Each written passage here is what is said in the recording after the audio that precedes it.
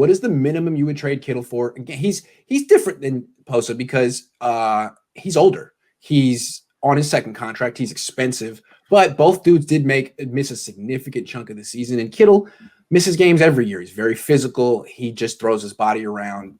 What's the minimum you would trade for him? Jeez, Grant, you just love talking about your boys behind your back. It kind of makes me think if you talk about me, oh yeah, your dog. If you talk about me, no idea how many hypothetical trades I've put you in and taken you out last minute. I was like, no, can't do it. Were you gonna send me to the CFL? That'd be you know what? Might as well give me Canada. They got free healthcare. What's the minimum? What's the minimum? Hey, once again, I can't talk picks if we're not talking about how they're weighted. Yes. So if we're talking, if I'm a playoff team, let's say, I don't know, who's a playoff team? I don't know, the Bucks. Let's say, God, the Bucks lost Gronkowski, all those players. I wouldn't mind trading a late first rounder for George Kittle. Once again, his injuries issues is a concern. But however, it's not like he misses like he kind of missed a good portion of the season last year. But yeah. I kind of feel like some of them could have been avoidable because of Jimmy Garoppolo with those errant passes and Kyle Shanahan. So I don't feel like that's 100% on him. Where you want the concern about his injury is because the guy just plays like it's 1980s, which you love at the same time, but it's also like you got to pick and choose your spots, guy. You can't just go out there and just like, I'm going to truck you every single time because you are worth a lot of money. So if you're going to send the 49ers a nice first round pick somewhere in the 20s for him, you're gonna have to be like, hey, Kittle, man, I know this is your style, but we got to tone it back now. So I don't know how you're going to be able to do that in terms of having him avoid those yak scenarios and just have him do like simple, like, hey, we got to force him where a little bit more possession at times. But I wouldn't mind a late first rounder to trade for George Kittle.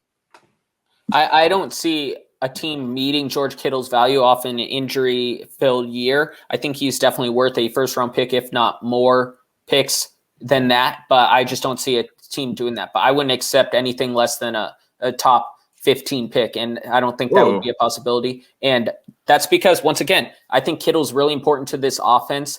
They might lose Kyle Juszczyk. They might lose Trent Williams. Their run game's going to have a big identity crisis, and yes, they can replace Kittle with Kyle Pitts, and he can arguably repeat or at least similarly put up what Kittle does in the receiving game, but he cannot match that run blocking that Kittle provides. And the offense would definitely have to go under a rebuild if they traded Kittle, in my opinion. And yes, the argument is had that Kittle gets hurt, so you're either getting a first-round pick or you're getting 8 games from Kittle. But I'd much rather have Kittle and hope for the 16 games this year.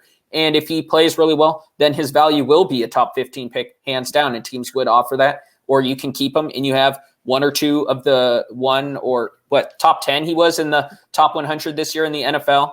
And you would have that again if he's able to be healthy and be what he's been.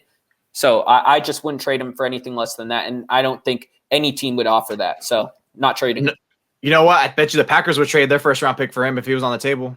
But I don't think they would do that. With the salary cap where it's going down. Yeah. You would have to restructure at that point. They would have to restructure at that point, which I think if you're Aaron Rodgers, you're going to have to talk to him and say, hey, but I think that's some team, maybe even the Jets, LaFleur brothers, because like target running game, that'd be the most enticing. That's the team I think off the bat because they had that late round first. I totally disagree with you. I think he's worth more. Yeah. I think he's worth more. Look, honestly, I think you can make an argument that George Kittle's worth more than Bosa because of the injuries. I mean, Bosa's a hell of a player, but Bosa's injury history is way more serious than George Kittle's. And George Kittle's an all-pro player too. I mean, you could argue that Nick Bosa's the second best player in the league and George Kittle's the third best player in the league, or vice versa. I think it's real close. And given that Kittle's injury history is just a little bit cleaner, actually significantly cleaner, I wouldn't take any. I think the Niners could get the third pick in the draft. I think they could call up Miami and be like, look, you're trying to give Tua a best friend, a weapon. You really think Devontae Smith is the guy? What about George Kittle? George Kittle's a grown man. I just feel like he actually has big time trade value right now. And if he gets hurt again and misses another 8 games, he won't next year. I know, Maverick, you're saying if he stays healthy, plays 16 games, his value goes up. Yep. And if he gets hurt again, his value goes even lower. And he's getting older. He plays a physical style. He misses games every year. If you could get that number 3 pick for him, I would take it. Would you guys take the number 3 pick for him right now? Number 3. Would I give up my 3 for him? No, would you take it?